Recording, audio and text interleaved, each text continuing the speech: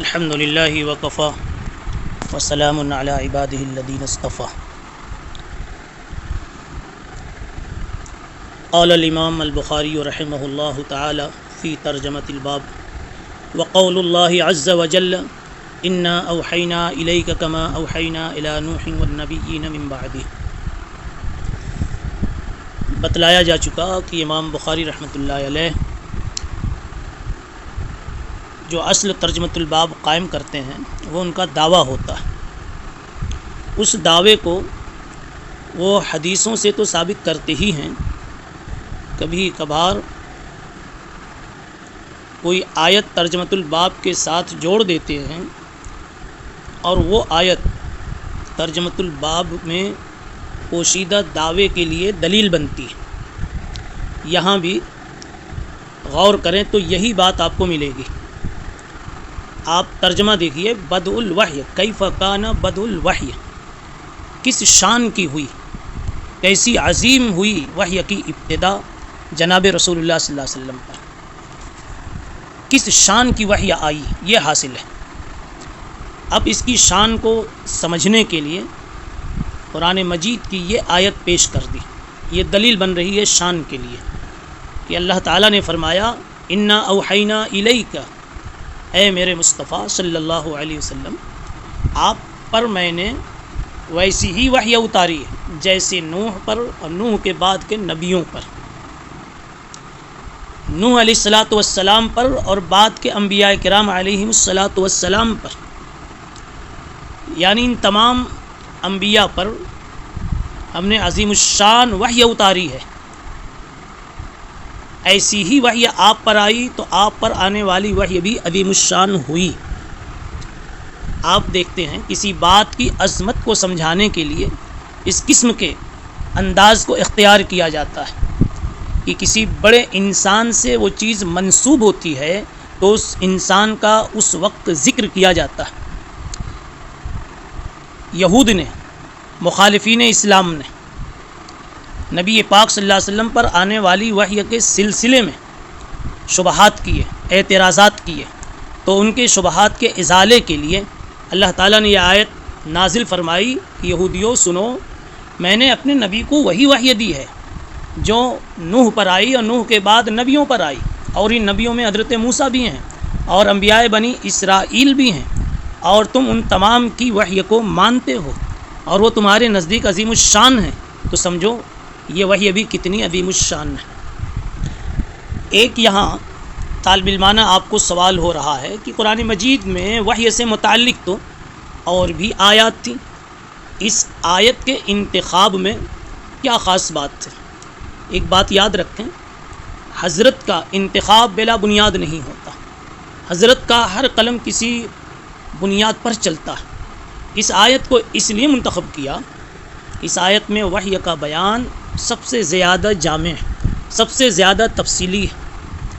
اور سب سے زیادہ مفصل ہے۔ یوں ایسا لگتا ہے کہ اختصار کے ساتھ صرف نوح والنبیین من بعدی کہہ دیا، تھوڑی چھوٹی سی آیت ہے، لیکن اس آیت کا سیاق اور سباق آپ جب دیکھیں گے تو ما قبل کا پورا ایک رکوع بھی اسی سے متعلق ہے اور آگے بھی اسی سے متعلق سب باتیں، اور اس میں انبیاء کرام علیہ الصلاۃ والسلام کا، بہت سارے انبیاء کا تو اجمالی ذکر ہے، اور 11 کا ذکر، 11 انبیاء کرام کا ذکر تو ان کے اسماء مبارکہ کے ساتھ آیا ہے۔ تو گویا ما قبل اور ما بعد کو آپ ملاحظہ فرمائیں تو صاف آپ کو یہ بات ملے گی کہ وحی کا اتنا مفصل اور مبسوط اور مشرح بیان کسی دوسری آیت میں نہیں ہے۔ اس وجہ سے حضرت نے اس آیت کا یہاں انتخاب کیا تاکہ پہلے ہی دن مستحضر کرا دیں کہ محمد رسول اللہ صلی اللہ علیہ وسلم پر جو وحی آئی ہے اور جس وحی کے نتیجے میں احادیث مبارکہ ہمیں ملی ہیں، یہ سب انتہائی عظیم الشان ہے جس کو ہم پیش کرنے جا رہے ہیں۔ گویا امام بخاری رحمۃ اللہ علیہ ابتدائی میں قاری کو اور سامع کو آنے والی احادیث کی عظمت کی طرف بھی اشارہ کر رہے ہیں کہ بڑی عظمتوں کے ساتھ پڑھنا اور بڑی عظمتوں کے ساتھ سننا یہ کوئی معمولی وحی نہیں ہے۔ سارے انبیاء کے کان ایسی وحی کو سنتے رہے اور لیتے رہے، اس لیے ہر سننے والا اور ہر لینے والا اسے اہتمام سے سنے اور اہتمام سے لیوے۔ اس آیت میں ایک تشبیہ ہے، اس تشبیہ پر ایک سوال ہے۔ تشبیہ یہ ہے کہ اللہ تعالیٰ فرما رہے ہیں ہم نے آپ پر ویسی ہی وحی بھیجی جیسی حضرت نوح علیہ الصلاۃ والسلام پر اور بعد کے نبیوں پر۔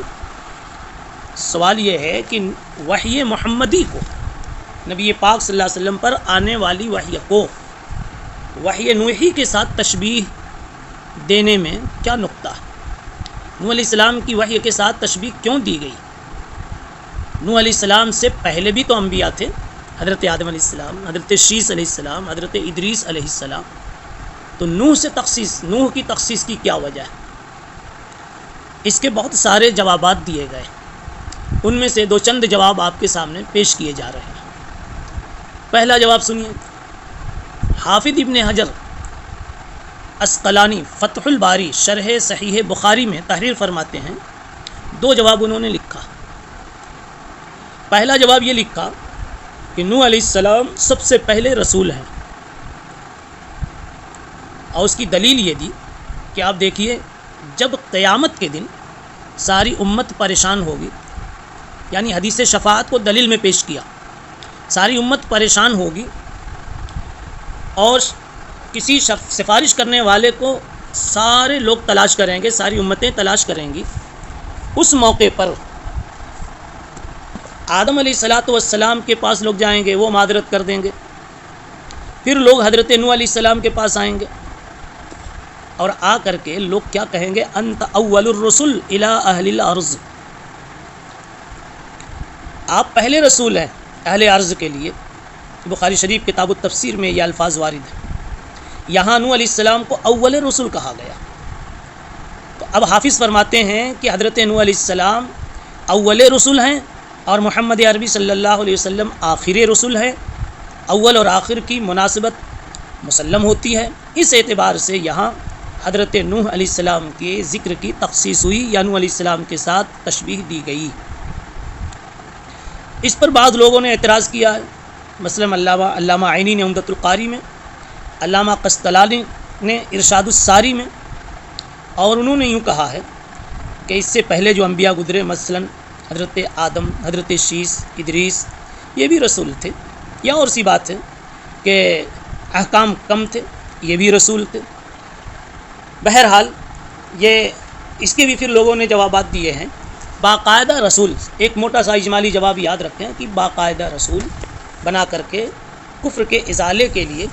نوح علیہ الصلاۃ والسلام کو بھیجا گیا، اس لیے اس اعتبار سے ان کو اول رسول کا لقب دیا گیا ہے۔ اس لیے کہ اس وقت میں جو لوگ اول رسول کہیں گے ان کو، وہ بھی من جانب اللہ، ان کے دل میں بات ڈالی جائے گی۔ حافظ ابن حجر نے دوسرا جواب یہ دیا کہ نوح علیہ الصلاۃ والسلام سب سے پہلے رسول ہیں جن کی مخالفت کی وجہ سے ان کی قوم پر عذاب آیا، یعنی اس کے پہلے بھی نبیوں کی مخالفت ہوئی مگر قوم پر عذاب نہیں آیا، ان کی قوم پر کوئی عذاب نہیں آیا، اور نوح علیہ السلام کی قوم پر عذاب آیا مخالفت کی وجہ سے، اور سب سے آخری نبی محمد الرسول اللہ صلی اللہ علیہ وسلم ہیں۔ تو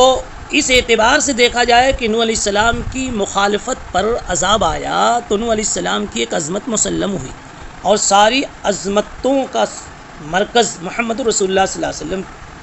کا وجود مبارک اور آپ کی ذات مبارک، اس مناسبت کی وجہ سے نوح کی تخصیص کی گئی۔ علامہ عینی نے اس جواب کو بھی پسند نہیں کیا،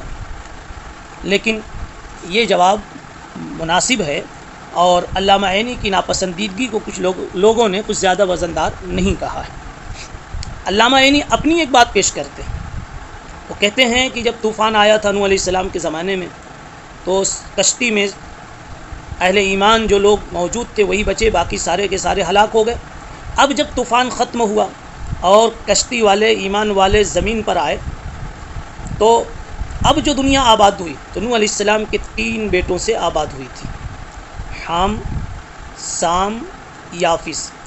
اور انہی کی نسل چلی، انہی سے دنیا آباد ہوئی۔ لہذا موجودہ دنیا کے جد امجد یا کہہ لو آدم ثانی یہ حضرت نوح علیہ الصلاۃ والسلام قرار پائے، اس لیے نوح علیہ الصلاۃ والسلام کا خاص طور پر اس آیت میں تذکرہ کیا گیا۔ چوتھا جواب یہ دیا جاتا ہے کہ نوح علیہ السلام وہ پہلے رسول ہیں جن کو ان کی قوم نے بہت تکلیف پہنچائی ہے، یعنی شدت ایذا میں اور کثرت ایذا میں حضور پاک علیہ الصلاۃ والسلام کے ساتھ خاص مناسبت ہے۔ ایک اعتبار سے یوں دیکھا جائے کہ سب سے زیادہ تکلیف ادھر نوح علیہ السلام کو ہو رہی ہے، ادھر جناب رسول اللہ صلی اللہ علیہ وسلم فرما رہے ہیں کہ سب سے زیادہ تکلیف مجھے پہنچائی گئی، تو اس مناسبت کی وجہ سے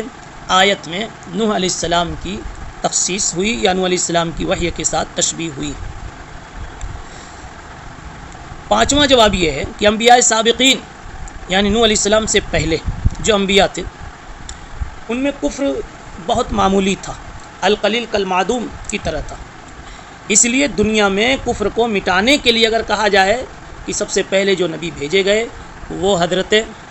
نوح علیہ الصلاۃ والسلام تھے، تو اس میں کوئی شبہ نہیں ہے۔ حضرت شاہ عبدالعزیز محدث دہلوی رحمۃ اللہ علیہ کی تحقیق یہ ہے کہ حضرت ادریس علیہ السلام اور ان کے صاحبزادوں کے انتقال کے بعد قابیل کی چھٹی پشت میں کفر اور بت پرستی کی بنیاد پڑی، اور شیطان کے ورغلانے سے ان کے اکابر کی تصویریں بنا کر لوگوں نے پوجنا شروع کیا۔ کچھ مخلصین اور صلحاء کی نصیحت کا کوئی اثر نہیں ہوا، رفتہ رفتہ کفر اور شرک عام ہو گیا۔ اس کفر اور شرک کو مٹانے کے لیے حضرت نوح علیہ الصلاۃ والسلام کو مستقل طور پر مبعوث کیا گیا۔ اب یہ یہاں جب اس دور میں کفر بڑھتا گیا تو نوح علیہ السلام بھیجے گئے، اور ادھر جب کفر اپنے انتہا کو پہنچ گیا تو سیدنا محمد الرسول اللہ صلی اللہ علیہ وسلم کو بھیجا گیا۔ یہ ہوئی مناسب دونوں کے درمیان مشابہت۔ چھٹا جواب یہ ہے کہ اولو العزم رسولوں میں سب سے پہلا نام حضرت نوح علیہ السلام کا آتا ہے۔ حضرت ابراہیم ہے، حضرت موسیٰ ہیں، اور اس میں سب سے پہلا نام نوح علیہ الصلاۃ والسلام کا آتا ہے۔ ایک بات حضرت شیخ الہند رحمۃ اللہ علیہ نے کہی ہے، وہ بڑی پیاری ہے۔ حضرت شیخ الہند اور حضرت شاہ ولی اللہ محدث دہلوی رحمہم اللہ، ان دونوں حضرات کی بات تقریباً ملتی جلتی ہے، اس کو دھیان سے سنیں۔ فرماتے ہیں کہ انبیاء کرام اس دنیا میں زمانے کی ضرورت کے اعتبار سے بھیجے گئے، زمانے کی ضرورت کے اعتبار سے بھیجے گئے ہیں، جیسی ضرورت ہوئی اس طرح سے وہ بھیجے گئے۔ اب کہتے ہیں کہ لوگوں کی زندگیوں کو دیکھو اور خود دنیا کی عمر کو دیکھو۔ دنیا آباد ہوئی آدم علیہ الصلاۃ والسلام سے، تو آدم علیہ الصلاۃ والسلام سے لے کر کے نوح علیہ السلام تک دنیا کی عمر کا طفولیت کا دور تھا، اور طفولیت میں شرک، بت پرستی، گناہیں یہ سب معتبر نہیں ہوتی، بلکہ بچپنے میں تو صرف بچوں کو جینے کا، روٹی کھانے کا، زندہ رہنے کا یہ سب گر سکھایا جاتا ہے، اسی میں اس کا بچپنا ختم ہوتا ہے۔ نوح علیہ الصلاۃ والسلام سے پہلے تک جتنے انبیاء آئے تو انہوں نے دنیا کو آباد کرنے کی کوشش کی، اور ان کو اسی کا مکلف بنایا گیا۔ کوئی کاشتکار بنا کے بھیجا گیا، تو کوئی خیاط بنا کر بھیجا گیا، کوئی مکان بنانے والا بنا کر بھیجا گیا۔ یہ انبیاء کرام جو آئے پہلے، ان کو مختلف چیزیں یہ سکھائی گئی تھی۔ پھر نوح علیہ الصلاۃ والسلام سے دور شروع ہوا، تو یہ جوانی کا دور، اور جوانی میں لوگ شرارتیں شروع کرتے ہیں۔ تو اب جو دنیا کی عمر ہوئی، اب یہ شرارت کی عمر ہے، یعنی اب دنیا میں لوگوں میں شرک آتا گیا، کفر آیا، اللہ سے منہ لڑانے کا دور شروع ہو گیا۔ تو اللہ تعالیٰ نے اب ایسے ہی پیغمبر کو بھیجا جو ان کے منہ توڑ سکے، یعنی نوح علیہ الصلاۃ والسلام کو بھیجا جو شرک کا اور کفر کا خاتمہ کر سکے۔ پھر اور تفصیل کی کہ اس کے بعد دنیا کی عمر بڑھاپے والی شروع ہوئی، وہ حضرت ابراہیم علیہ الصلاۃ والسلام سے شروع ہوتی ہے۔ چنانچہ بعد کتابوں میں لکھا ہوا ہے کہ سیدنا ابراہیم علیہ الصلاۃ والسلام سے پہلے لوگوں کے بال سفید نہیں ہوا کرتے تھے، چاہے کتنی بھی لمبی عمر ہو جائے۔ ابراہیم علیہ السلام نے ایک مرتبہ آئینہ دیکھ رہے تھے تو اپنا بال ان کو سفید نظر آیا، تو انہوں نے کہا یا رب ما ھذا، یہ بالوں میں سفیدی کیسی؟ اللہ تعالیٰ نے کہا ھذا وقار من اللہ، یہ اکرام ہے اللہ کی طرف سے۔ تو یہ بتایا جاتا کہ سیدنا ابراہیم علیہ السلام کے زمانے سے اب بال کا پکنا شروع ہوا، گویا کہ اب دنیا کی عمر پرانی ہو گئی، اب بوڑھی دنیا ہو گئی۔ آدم علیہ السلام سے نوح تک دور طفولیت ہے، نوح علیہ السلام سے ابراہیم تک دور جوانی ہے، ابراہیم علیہ السلام سے بڑھاپا شروع ہو کر محمد رسول اللہ صلی اللہ علیہ وسلم کے آنے تک پہلے تک دنیا کی کے بڑھاپے کی عمر ہے، اور اب اللہ کے نبی صلی اللہ علیہ وسلم جب دنیا میں تشریف لے آئے تو اب دنیا کے ختم ہونے کی عمر ہے۔ اسی لیے تو اللہ کے نبی نے فرمایا بعثت انا والساعۃ کہاتین، میرا آنا قیامت کی علامات میں سے ایک علامت ہے کہ اب دنیا میں کوئی اور نیا نظام شروع ہونے والا نہیں ہے، کوئی نیا نبی آنے والا نہیں ہے، کوئی نیا قانون آنے والا نہیں ہے، اب قیامت آنے والی ہے۔ اب یہ مثال دے کر کے حضرت شیخ الہند رحمۃ اللہ علیہ نے سمجھایا جس دور میں جیسی ضرورت تھی اس دور کے حساب سے اللہ تعالیٰ نے انبیاء کرام علیہم الصلاۃ والسلام کو بھیجا، اور یوں بتایا کہ یہ کفر جو نوح علیہ السلام کے دور سے چلا یہ پکتا گیا بڑھتا گیا، یہاں تک کہ بہت پختہ ہو گیا ابو جہل تک۔ تو اس وقت میں اس کے ختم کرنے کے لیے سب سے پختہ علاج کا انتظام کیا گیا، یعنی سب سے بڑے نبی کو بھیجا گیا، یعنی اس دور میں سب سے اونچے نبی، سب سے زیادہ مفید نبی، سب سے زیادہ کام آ جانے والے کارگر نبی، نبیوں کے نبی محمد رسول اللہ صلی اللہ علیہ وسلم کو بھیجا گیا۔ اب بات سمجھ میں آ گئی کہ شرک کے ازالے کی ابتدا نوح علیہ السلام سے ہوئی اور اس کی انتہا محمد رسول اللہ صلی اللہ علیہ وسلم پر ہوئی، اس لیے اس آیت میں وحی محمدی کو وحی نوحی کے ساتھ تشبیہ دی گئی۔ سبحان اللہ بحمدہ، سبحان اللہ